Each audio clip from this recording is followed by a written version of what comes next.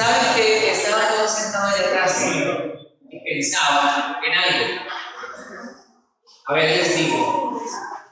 Yo conocí al Señor en el año 95 me bauticé. Pero yo conocí al Señor en el año 94. ¿Sí? Pero a principios del 95 me bauticé. Así que estamos hablando de hace 29 años de mi conversión. Y luego rápidamente yo me metí al servicio en la iglesia.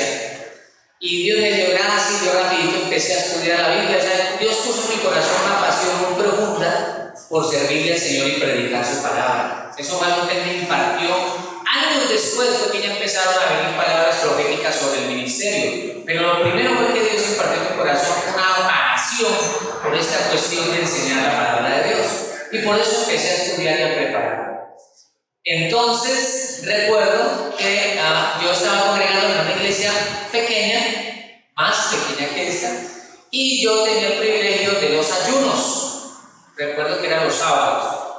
Y entonces, yo predicaba en el ayuno, me encargaba de todo el tiempo hasta las 12, los sábados, creo que eran como de 8:30 a 12. Y a veces tenía una multitud de asistentes. Eran 3, 4. A veces me llegaba una sola hermana. La hermana era avanzada en años. La hermana a veces se me dormía. Y era el único auditorio para yo predicarle. Y yo predicaba duro. Y tenía una hermanita, yo predicaba fuerte. Y a veces llegaba la hija del pastor y me decía: ¿usted para qué grita tanto? Si apenas está la hermanita. Cuando terminaba el ayuno, ella llegaba y pedía que apenas había una. Y entonces me decía: ¿usted por qué grita tanto si apenas había una? Entonces yo me llenaba de fe y decía: yo me imagino las multitudes. Ya con eso ya. Lo cierto es que los años han transcurrido y es bonito ver que a pesar de todo eso uno se ha sostenido.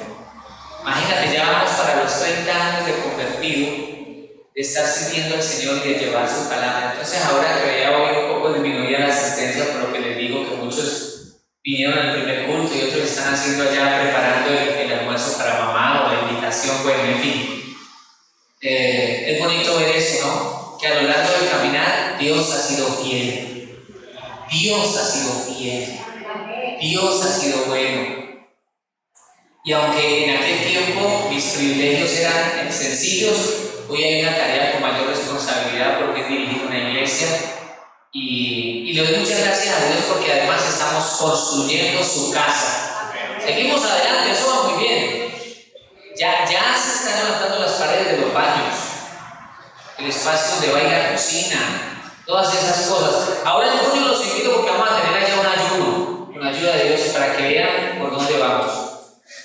Y bueno, todo esto lo digo porque pensaba en el título del tema de hoy. Hoy vamos a estudiar un tema que tiene como título: Tu victoria requiere fe y perseverancia.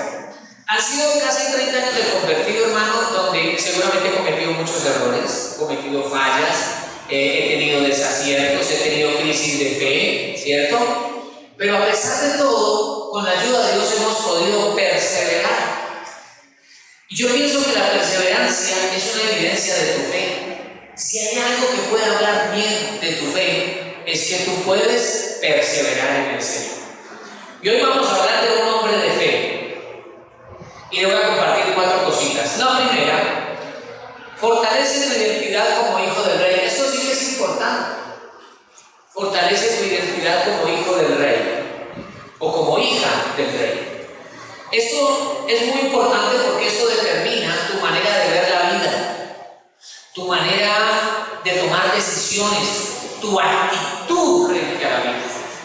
Por eso vamos a ir a leer, por favor, en el libro de los Números, capítulo número 13, dejen que se ubicara allí, ¿verdad?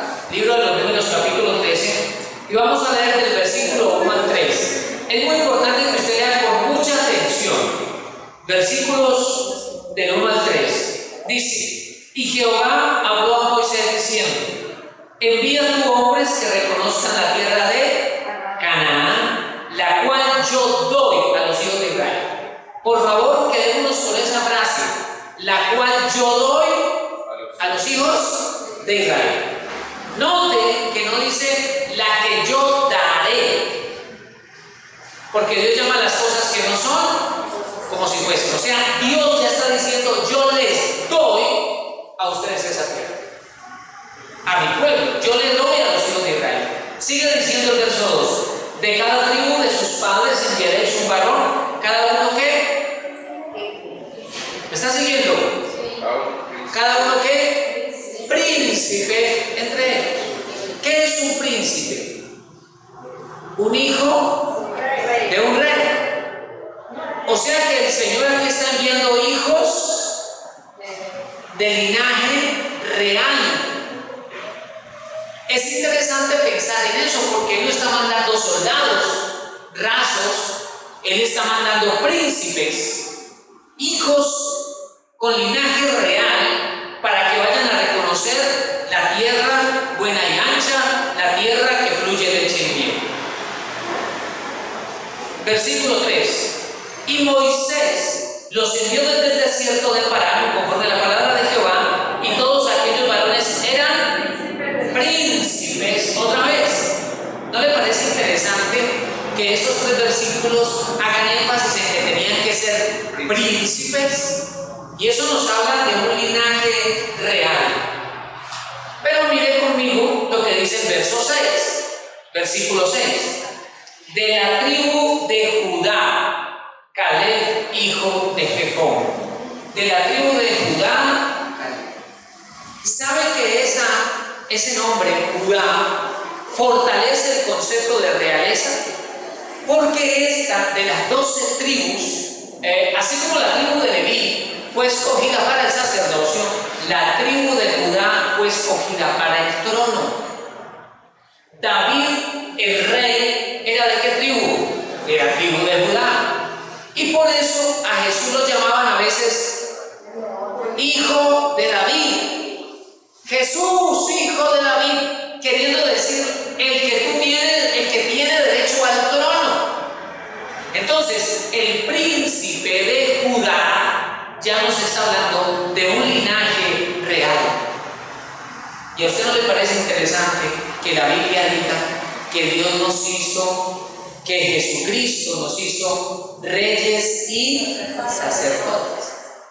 No dice que nos hará, ya nos hizo reyes y sacerdotes. Y yo pienso, hermanos, que a nosotros nos cuesta tanto trabajo vernos así. Y yo creo que para la mayoría de nosotros es más fácil vernos como sacerdotes, quiero decir, los que sirven a Dios, pero no es fácil vernos como hijos del rey, como reyes. Dice reyes y sacerdotes. ¿Por qué nos cuesta trabajo vernos como reyes? Porque no hemos sido criados como hijos del rey. Es más, quizá fuimos criados en un contexto en el que nos dijeron: usted estorba, usted no sirve, quítese de aquí, usted va a ser un fracasado, usted no sirve sino para lavar platos, usted no va a servir sino para abrir las piernas a los hombres. Y yo le digo esto porque son cosas que en este ministerio pastoral uno escucha a las personas.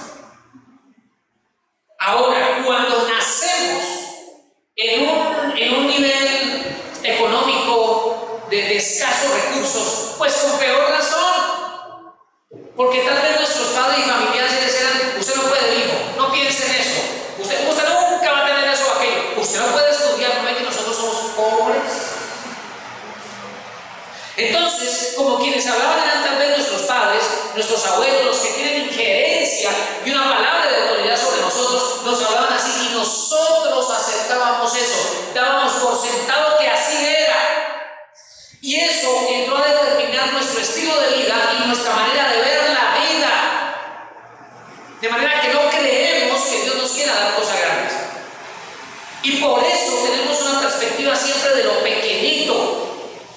Yo le recuerdo, a mí mi madre me ministró esto mucho. Mijo, una casita, mijo, un lotecito. Ay, mijo, así sea un par de zapaticos, mijo.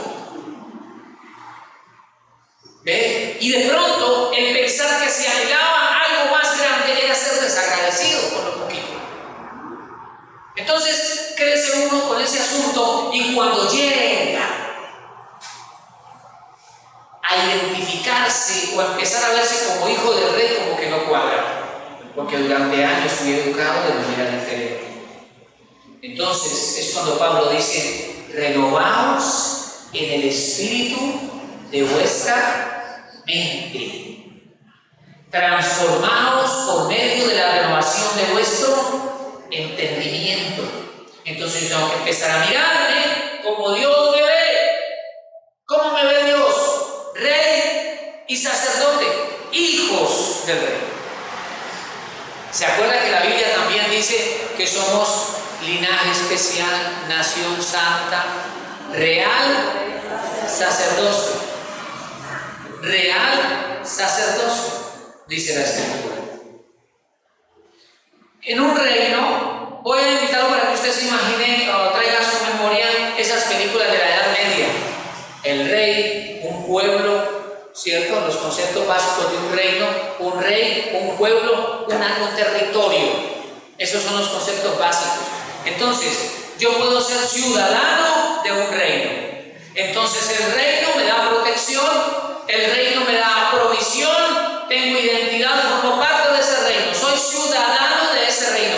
La Biblia dice que nuestra ciudadanía es celestial. Entonces, nosotros decimos: sí, mi cédula real dice ciudadano del cielo, soy ciudadano del cielo, y es verdad. Pero no podemos quedarnos solamente viéndonos como ciudadanos del cielo, además tenemos que vernos como hijos del rey. Hijos del rey. ¿Y cuál es la diferencia? Que los ciudadanos viven en el reino, tienen los beneficios del reino, cada uno está en su casa, pero los hijos del rey viven en el palacio. Duermen en unas habitaciones muy cercanas a las del papá. Son los que tienen derecho a entrar a la cámara real. ¿Me estoy haciendo entender, hermanos? Entonces yo puedo tener una mentalidad de ciudadano del cielo. ¡Ah, qué lindo! No, pero es que más allá de eso, soy hijo, eres hija del rey. Y hay unos versículos al respecto que yo les quise traer, porque ahora vamos a seguir con la historia de Caleb. Entonces, el primer versículo dice así, por favor préstele atención. Apocalipsis 1, 5 y 6. Y de Jesucristo, el testigo fiel, el que nos amó. Hay tres frases que yo resalté en rojo allí. El que nos amó. Primero, ¿qué hizo Jesucristo? Nos amó. Segundo, y nos lavó de nuestros pecados con su sangre. Nos lavó de nuestros pecados. Y tercero, nos hizo reyes y sacerdotes. Si notan que no dice nos hará, ya nos hizo. O sea que ya somos reyes y sacerdotes. Piensen en esto. ¿Qué significa saber que soy un rey? Nos hizo reyes. Mire, eso es tan complicado que hasta nos cuesta trabajo pensar en eso.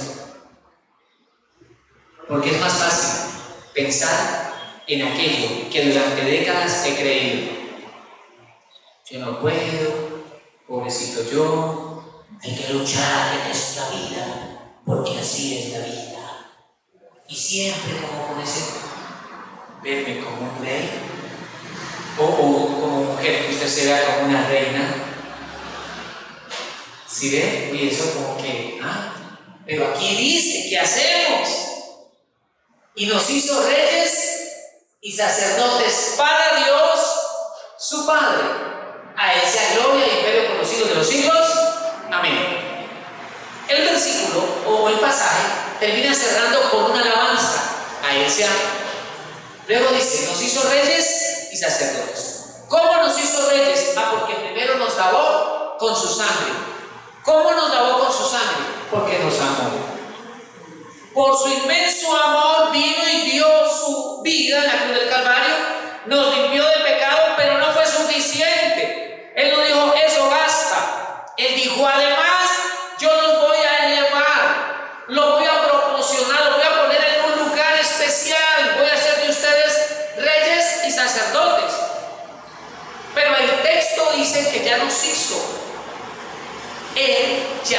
nos hizo. O sea que usted ya es. Digan amén por amor a Dios. Usted ya es. Yo ya soy rey y sacerdote. Ahora mire el siguiente versículo. Miremoslo despacio y reflexionemos. Apocalipsis 5:10. Y nos has hecho para nuestro Dios reyes y sacerdotes. Y le resalté en rojo. Y reinaremos sobre la tierra. Piense, por favor, reinaremos sobre la tierra. Ya somos reyes y sacerdotes. Reinaremos sobre esta tierra. Así que ahí está diciendo que Él ya nos dio la condición de reyes y sacerdotes. Y que en esta tierra yo me estoy preparando, me estoy equipando en esto del sacerdocio, de servir a mi Dios y en esto de ejercer reinado. Reinar significa gobernar, administrar una justicia o un poder que el rey te otorgó. Y eso me cambia la manera de ver la vida en la tierra. Reinaremos sobre la tierra. ¿Había pensado en eso? ¿Sabe usted que el Señor Jesucristo vuelve por segunda vez? ¿Y sabe usted que nosotros vamos a reinar con Cristo sobre la tierra? ¿Y sabe por qué? Porque el mundo, las naciones que usted ve hoy no se van a acabar con el Armagedón. Y luego vendrá el reino de 1000 años y luego vendrá la última gran guerra, la guerra de Gog y Magog, y no todas las naciones del mundo van a desaparecer. No, Señor. Sobre esta tierra van a haber naciones y pueblos en gran número. Y tendrán que subir a adorar a Jehová de los ejércitos a Jerusalén. Y si no van, dice el libro del profeta Zacarías, la lluvia no caerá sobre ellos. O suben, o suben. O sea, Jerusalén ha sido, es y será siempre un centro de adoración del mundo. Qué pena, pero así lo estableció Dios. Entonces, cuando Él venga a establecer su reino, ahí dice, reinaremos sobre la tierra. Él vendrá y nos va a poner a reinar sobre la tierra. Entonces, pastor, ¿y cuál es la norma? ¿Cuál es la regla? ¿Cómo es el asunto? ¿Cómo lo adjudica Él? Entonces Él dirá, te entregué 5 talentos, me trajiste 5 talentos más, reinarás sobre 5 ciudades. Te entregué 2 talentos, me trajiste 2 más, reinarás sobre 2 ciudades. Y a usted le entregué 1 talento, no me trajo nada, bueno, va a ser el ayudante fundamental. Es decir, hermano, nosotros en este momento, haga de cuenta, les decía yo en el primer culto, esta es la universidad, el tribunal de Cristo es el grado y el ejercicio de la profesión es reinar sobre la tierra.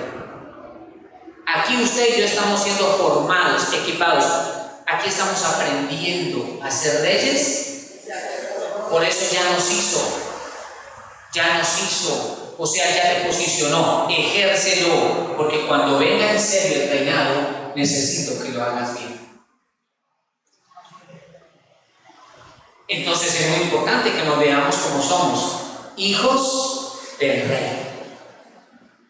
El siguiente párrafo, el siguiente texto, Efesios 2:5-6, dice así: estando muertos en pecados, nos dio vida juntamente con Cristo. ¿Cómo estábamos? Muertos en pecados. El día que Cristo vino a nuestra vida, nuestro espíritu recibió la vida de Dios. Por eso dice, nos dio vida juntamente con Cristo y juntamente con Él nos resucitó. Mire que aparece en pasado, nosotros no hemos resucitado todavía, pero ahí dice que ya nos resucitó. Es decir, el espíritu que estaba muerto a causa de delitos y pecados, resucitó el día que Jesús vino a Él. Pero además, ¿qué hizo el Señor? Y asimismo nos hizo sentar. No dice que nos hará sentar, ya nos sentó, nos hizo sentar. ¿En dónde? En los lugares celestiales, allá. Arriba de nuestro cielo natural hay un ámbito que se llama lugares celestiales. Nos hizo sentar allí. ¿Con quién? ¿Con quién? Cristo. Con Cristo Jesús. El Rey, Cristo, que Apocalipsis dice Rey de Reyes, se sienta. Y a su lado se sienta la reina, la iglesia. Por eso nos casaremos con el Rey en las bodas del Cordero. El Rey se sienta, la reina se sienta. Pero ya nosotros, Dios nos dio esos lugares de privilegio, lugares celestiales. Sentarse es tomar autoridad. Por eso el juez, cuando llega a dictar sentencia o a escuchar las pruebas, cuando el juez se sienta, todos se sientan. Cuando Jesús salía a predicar y llegaba en la barca a orillas del mar, todo el mundo estaba allí. Cuando Jesús se sentaba, todo el mundo se quedaba, porque Jesús iba a hablar. Entonces, cuando dice aquí que Él nos hizo sentar, fue que nos otorgó una autoridad. ¿En dónde? En los lugares celestiales. Y en esa misma carta, en el capítulo 6, Pablo dice: no tenemos lucha contra carne ni sangre, ni contra principados, ni potestades, ni gobernadores de las tinieblas, en lugares celestiales. En los lugares celestiales. O sea que en el lugar en el cual Cristo nos sentó, es el lugar donde tenemos la batalla espiritual. En otras palabras, en el lugar donde Cristo nos sentó, el diablo se quiere levantar. Pero como usted está sentado con autoridad, lo único que usted tiene que hacer es ejercer la autoridad. ¿Qué pasa cuando un rey no ejerce autoridad? Eso se vuelve una cosa terrible. Y solo es cuestión de tiempo que el trono se pierda. Es que ser rey no significa solo llevar una corona y portar una hermosa túnica. Implica gobernar, implica ejercer autoridad. Entonces, en ese ámbito en el que el Señor nos sentó, nosotros tenemos que ejercer autoridad.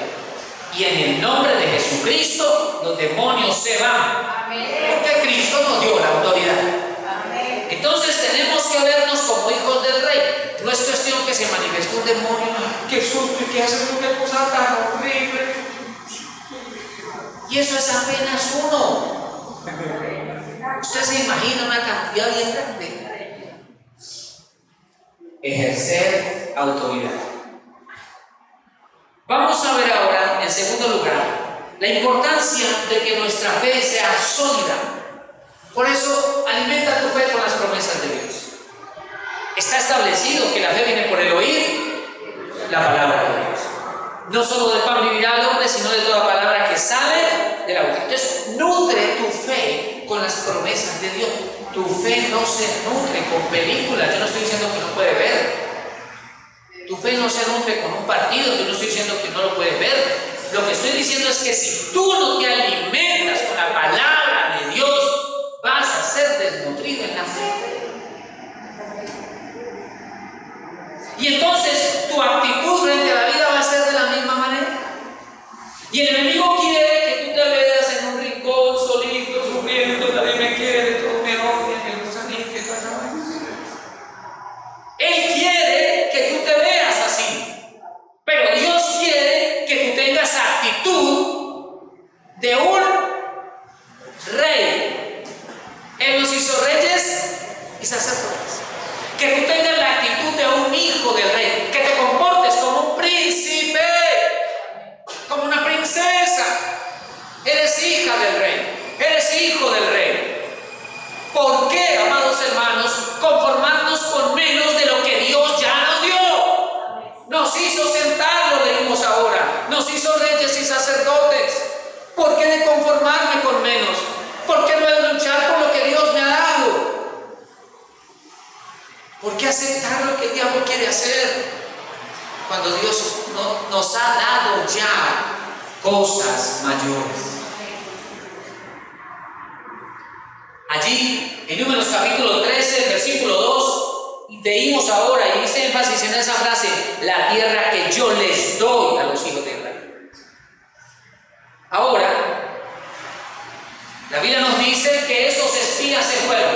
Creo que estuvieron por allá como 40 o 30 días, estuvieron por allá y volvieron con el informe, volvieron de ver la tierra prometida. Números capítulo 13, versículo 27. Y les contaron diciendo: nosotros llegamos a la tierra a la cual nos enviaste, la que ciertamente ¿qué? Fluye leche y miel, y este es el fruto de ella. Hermanos, la Biblia enseña que trajeron un racimo de uvas, y un racimo de uvas que lo cargaban entre dos. O sea que esas uvas eran como naranjas. Usted podía almorzar con una uva.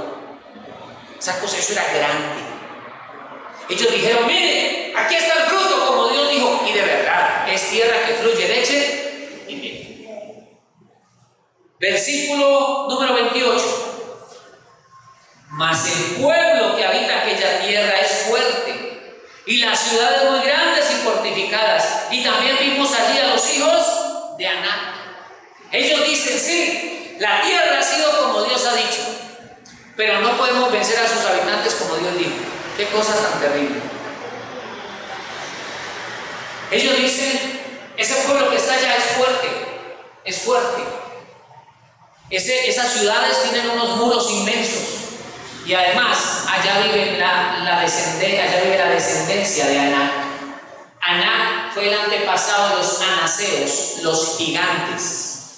Ellos están diciendo: y eso está lleno de gigantes. Esa tierra sí que la tierra es buena, esa tierra es buena. Mira el fruto, de la tierra fluye leche y miel. Dios, como Dios lo dijo, pero no se puede conquistar. Amados, lo bueno es costoso.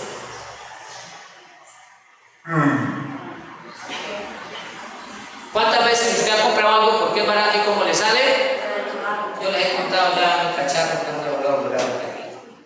Pero a uno lo trae promoción, barato, uno dice: eso es. ¿Cómo le sale? ¿Y sabe por qué? Una empresa no existe para perder dinero. Entonces, lo barato no es bueno. Pastor, yo quiero que Dios me bendiga, y yo creo que Dios te quiere bendecir. Yo quiero que Dios le dé una gran victoria, y yo creo que Dios te la quiere dar. Claro que sí. Pero en el proceso habrán obstáculos que superar. Versículo número 29. Miren la visión de ellos. Versículo 29. Amalek habita en Negev, y el Eteo, el Jebuseo y el Amorreo habitan en el monte, y el Cananeo habita junto al mar y a la ribera del Jordán. Es decir, nosotros no nos queda nada. Todo está ocupado. El enemigo se enseñorea de todo eso. No podemos ir aunque la tierra es como Dios dijo. Pero no, es que esos gigantes, esas murallas, ya todo está ocupado. No podemos hacer nada. Es cuando nosotros empezamos a salir con el cuento de: no se puede, no, es que no podemos, no, es que eso es muy caro, no, es que eso.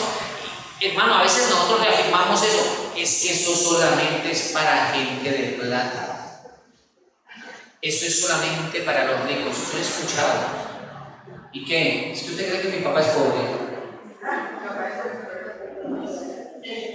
El dueño del oro y de la plata que ellos tienen es mi papá. Amén. Es mi papá.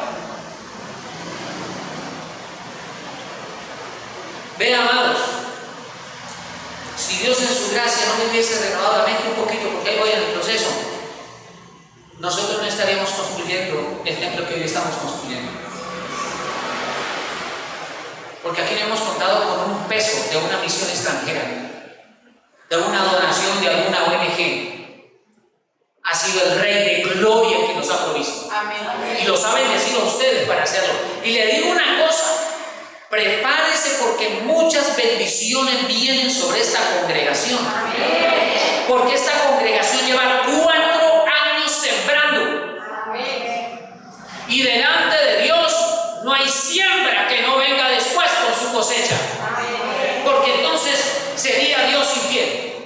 no serían fieles a las promesas del Señor. Así que por eso yo estoy seguro que yo voy a ver hermanos aquí tan prósperos, tan bendecidos. Yo digo, uy, Señor, qué bendición verme en medio de gente tan próspera y bendecida. Sí, porque no me tocaría arrancar a mí muchos versículos de la Biblia donde el Señor dice que bendecirá a los que siembran. Entonces yo digo, Dios mío, llevamos años haciéndolo, así que viene una gran cosecha. Pastor, pero ¿por qué no me ha llegado? Porque está buscando unos tornillitos por ahí, quitando unas arandelitas y apretando unas tuercas. Pero Él viene con su bendición.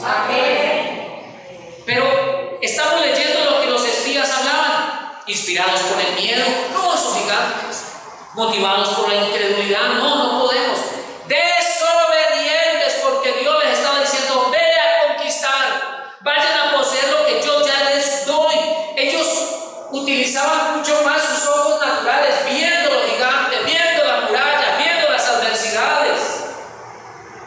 Pero creo, hermanos, que además luchaban con algo que yo llamo mentalidad de esclavitud. Estaban atravesando el desierto, estaban empezando a mirar finalmente lo que Dios les va a entregar, estaban mirando su herencia. Sin embargo, vienen de 400 años de esclavitud. Y a veces la mentalidad de esclavitud a nosotros no nos deja recibir las cosas grandes de Dios, porque nos consideramos demasiado pequeños, porque nos consideramos indignos, por cantidad de razones. Hay una mentira que el diablo nos ha metido, la famosa doctrina de la pobreza de la iglesia tradicional. ¿Y para qué usted quiere plata? ¿No ve que eso es malo? Que son del diablo.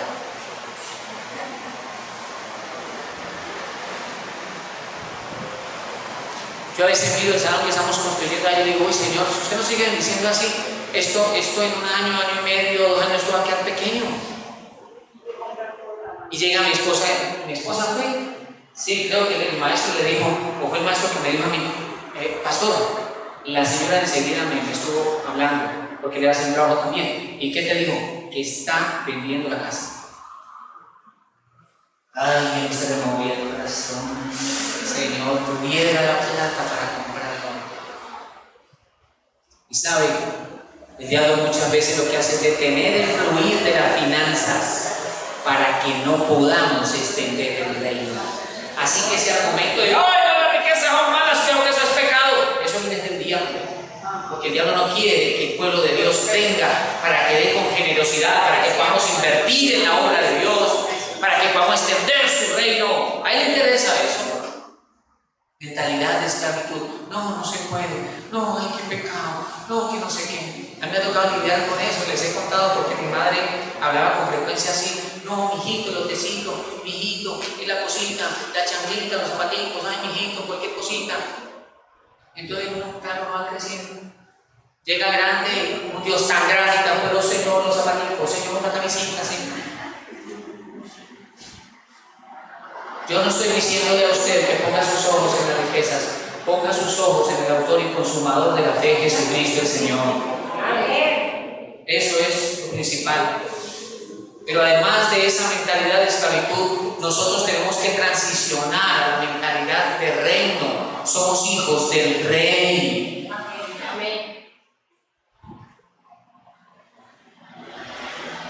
¿Usted sabe cuánto vale un comercial de 30 segundos en televisión? Que anuncia el papel higiénico, aguardiente blanco del valle, pero nosotros no lo anunciamos porque nos cuesta demasiado. No podemos. Me estoy haciendo entender. Está triste eso, hermanos, que a veces como iglesia, y yo se lo digo porque lo he vivido en estos años de ministerio, la experiencia con Inga. Viene un ministerio americano, ay, gloria a Dios, llega la bendición.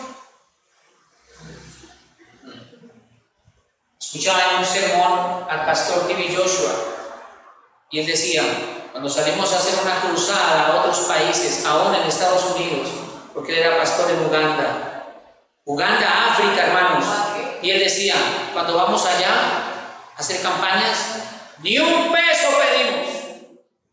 Nosotros costeamos el 99% de todo, porque somos una iglesia iglesia que sale a bendecir, no una iglesia que sale a pedir. Y yo dije, wow, una iglesia en el África que sale a bendecir Estados Unidos. Y él decía algo más que me edificó. Y yo no acepto dinero de empresarios que me vengan a decir, le vamos a pagar el alquiler del estadio. Porque el día de la campaña ellos me dicen a mí por quién tengo que orar. Y yo voy a orar por los que me diga el Espíritu Santo. Y yo, wow, eso es mentalidad de rey. ¿Cuántas veces nosotros, hermanos, tenemos como más enseñada la mano a estirar pidiendo que a estirar dando? Que Dios nos ayude, que Dios nos ayude. Cuando tenemos fe en el Señor, tenemos una manera diferente de hablar, porque nuestro vocabulario es de acuerdo a la ciudadanía que tenemos. Celestial, es un vocabulario de fe. Observe lo que dice Números 13:30. Números 13:30 dice: entonces Caleb hizo callar al pueblo delante de Moisés y dijo: subamos luego y tomemos posesión de ella, porque más podemos nosotros que ellos.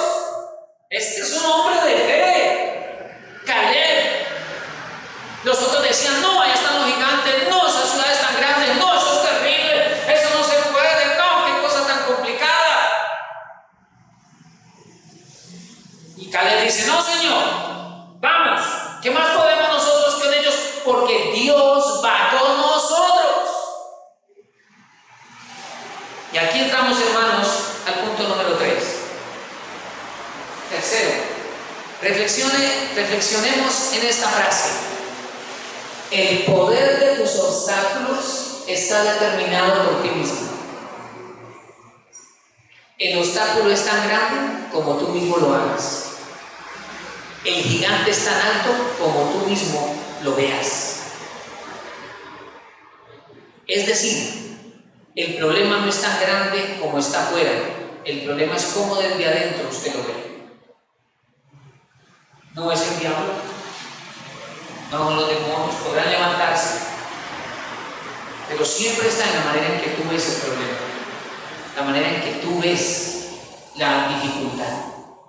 Leamos Números capítulo 13, versículo 31 al 33. Números 13, 31 dice: mas los varones que subieron con él dijeron: no podemos subir contra aquel pueblo, porque es más fuerte que nosotros. Oiga, ¿cuántos espías fueron?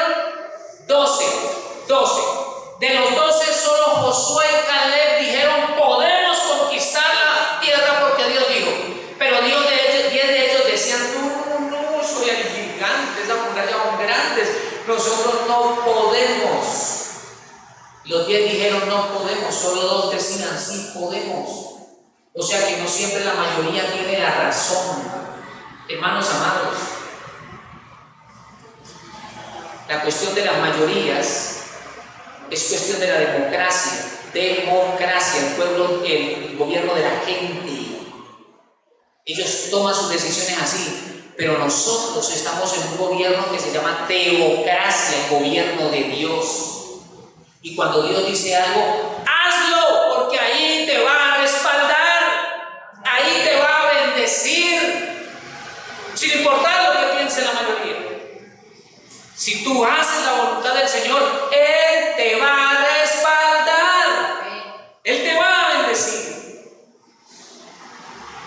Entonces, dice el versículo 32, hablaron mal entre los hijos de Israel. ¿Cómo hablaron? Mal.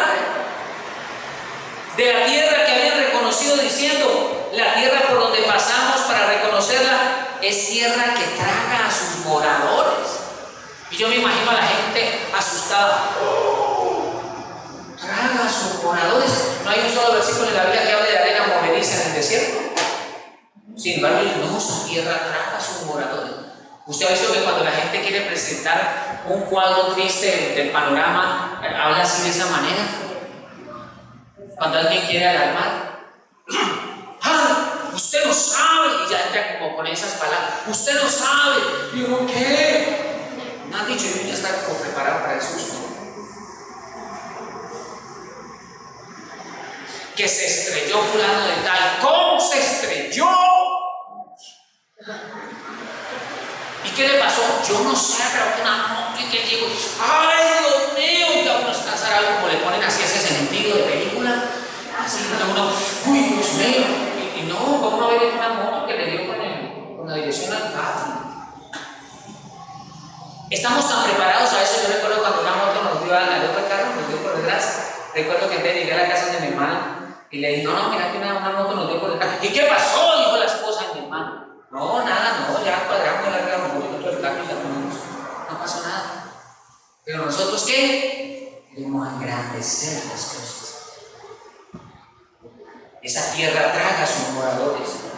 Parte final del versículo 32.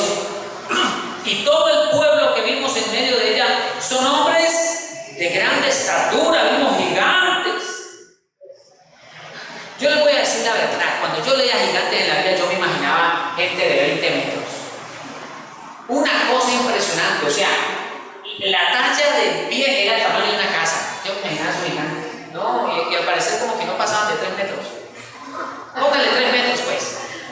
O sea, la verdad, sí eran gigantes, pero tampoco que bárbaro, pues, no. Dice, en medio de ellas son hombres de gran estatura. Versículo 33. También vimos allí gigantes. Perdón. Dice, también vimos allí. ¿Dónde es allí? La tierra que Dios le había. Quizá hay tierra que Dios ya te asignó, pero está ocupada por gigantes. Quizá hay bendiciones que Dios ya te asignó, pero hay gigantes que la están reteniendo. ¿Qué vas a hacer con eso?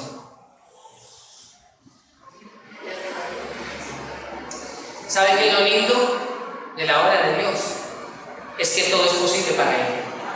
Así que no importa el tamaño del gigante. Como dicen por ahí, entre más grande, más duro cae.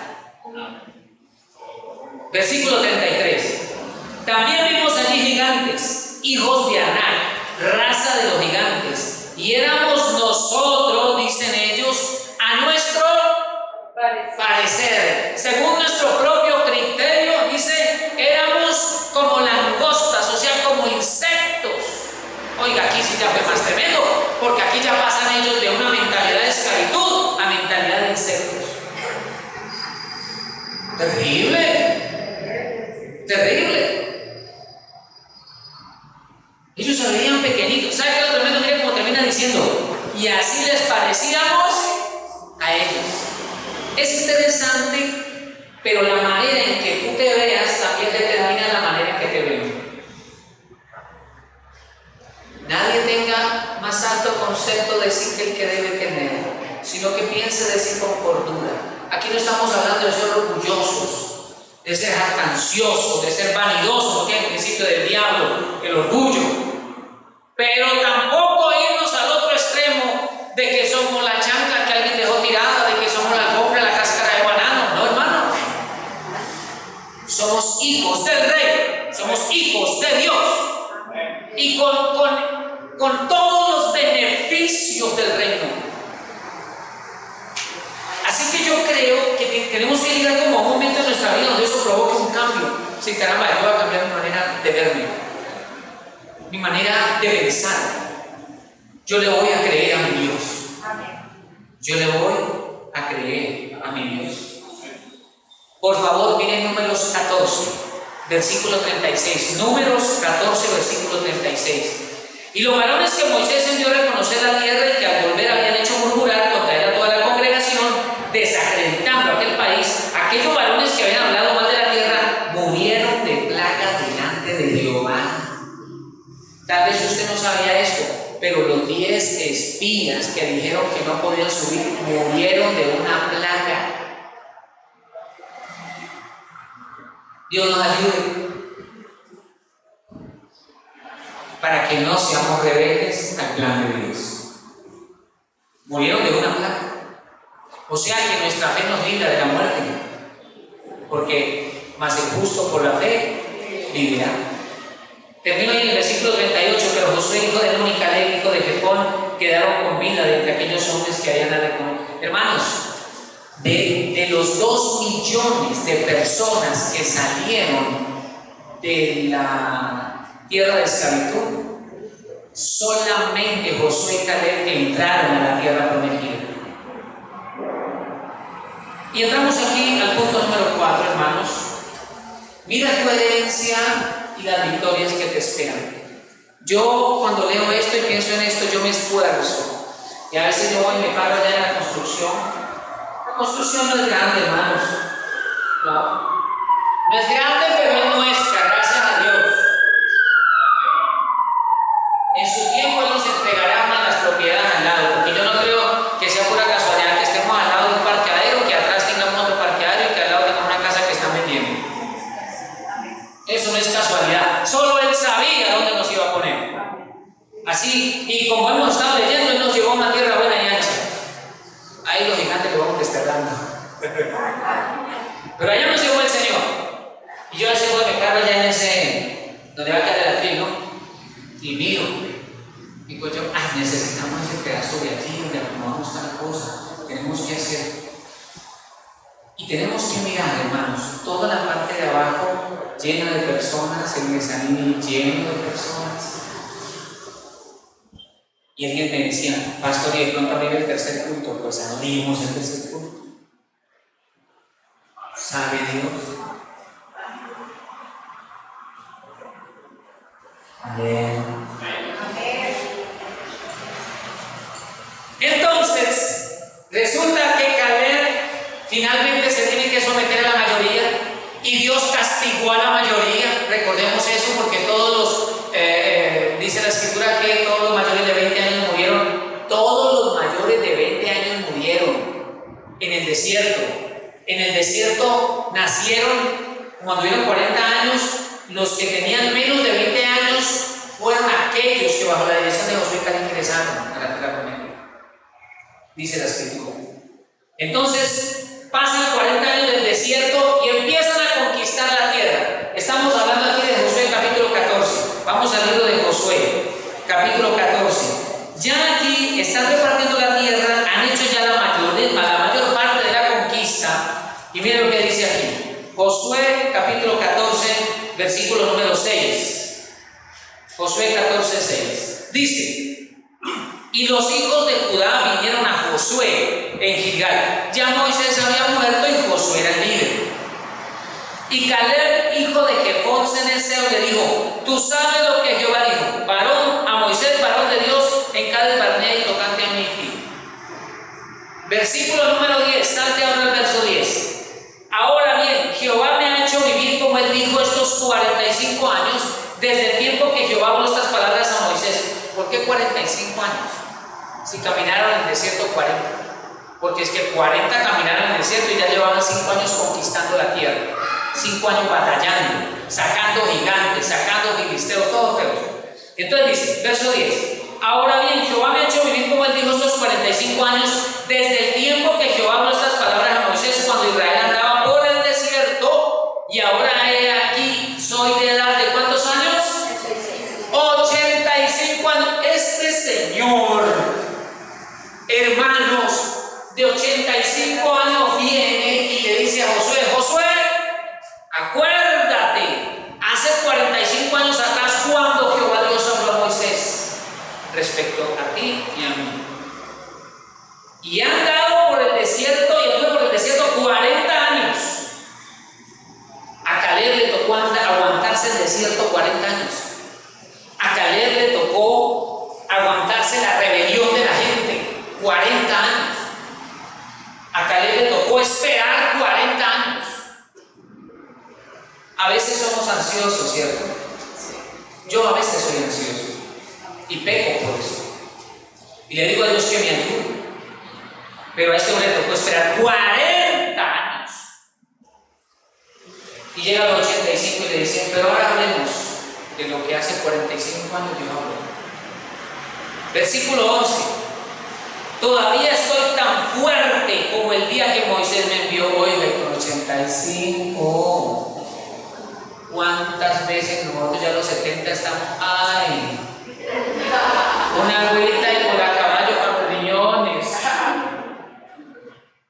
empezamos a hablar, en serio, ya la conversación cambia, yo no hablo de conquistar el mundo, sino de lo bueno que es la matita de la bonita de Matarrantón, sino los beneficios de la sábila. Ay, bendito para ese dolor aquí, para el reflujo, lo que uno ya ha ido aprendiendo cositas, hermano, yo no pensaba en eso. Pero ya como que uno se va dando cuenta que los años van a pasar. Pero este hombre dice, hoy yo tengo 85. Y te digo Josué también tenía sus 80, ¿no? Versículo 11, estoy tan fuerte como el día que Moisés me envió. ¿Cuál era mi fuerza? ¿Cuál es ahora mi fuerza para la guerra y para salir y para entrar? Versículo 12, mire esto. Dame pues ahora este monte, del cual habló Jehová aquel día. Hermanos, este hombre caminó 40 años en el desierto. ¿Y en qué pensaba? En el monte que Dios le dijo, yo te lo voy a dar. Él caminó 40 años por el desierto y él decía, Dios me prometió una herencia y yo la voy a conquistar y yo la voy a poseer y Dios me va a bendecir. Y dele por esas montañas de arena, y a veces yo lo que separaba con los demás y no veía sino montañas de arena, pero él decía dentro de sí, pero Dios va a cumplir lo que me prometió. ¿Cuántas veces a los 70, 75 ya cambiamos la manera de hablar? Mi hijo, ya pagaron el seguro funerario y cosas por el estilo. Parece ser como que perdemos la visión de lo que Él nos quiere dar. Verso 12, dame pues ahora este monte, del cual habló Jehová aquel día, porque tú oíste en aquel día que los anaseos están allí. Por Dios, este hombre va a ir a enfrentar a los anaseos. ¿Se acuerdan quiénes eran los anaseos? Los gigantes. A los 85 años enfrentar a gigantes. Yo a veces decía, y yo creo que tal vez algunos de ustedes pueden decir, pastor, ¿y por qué Dios no le entregó a Israel la tierra sin gigantes? La tierra sin filisteos, sin jebuseos, sin cananeos. ¿Por qué de una vez no le entregó la tierra limpiecita, verde, florecida? Es más, con las cosechas de trigo y olivo y todo eso, listo. Mejor dicho, ¿por qué no les entregó Canaán como si fuera el huerto del Edén?